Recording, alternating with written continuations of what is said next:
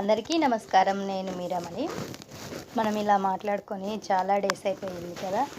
అలాగే వంట వీడియోస్ కూడా పోస్ట్ చేయక చాలా డేస్ అయిపోతుంది. ఇవాళ వీడియోకి వచ్చేసి మనము క్యాప్సికమ్ మసాలా కర్రీ చేస్తున్నాను, చూసేయండి.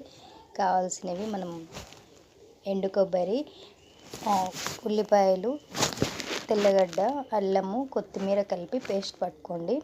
ఇప్పుడు ఒక బాండి తీసుకొని ఆయిల్ వేసి చెక్క, లవంగా, సాజీరా, జీడిపప్పులు వేసి వేగాక మనం పట్టిన పేస్టు, కరివేపాకు వేసాను మధ్యలో. మనం పట్టుకున్న పేస్ట్ వేసి బాగా కలపాలి.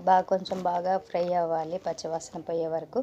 2 టమాటాలని పేస్ట్ చేసుకోండి. కొంచెం చింతపండు నానబెట్టుకొని కొంచెం చింతపండు రసం తీసుకోండి, టేస్ట్ బాగుంటుంది.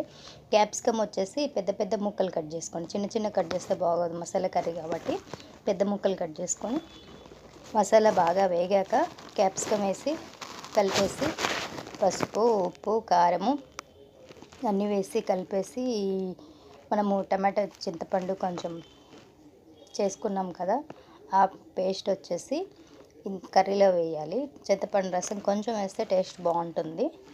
కొంచెం మగ్గాక వేయాలి క్యాప్సికమ్ ముక్కలవి. టేస్ట్ బాగుంటుంది. మసాలా కర్రీ సూపర్గా ఉంటుంది. తప్పకుండా ట్రై చేయండి.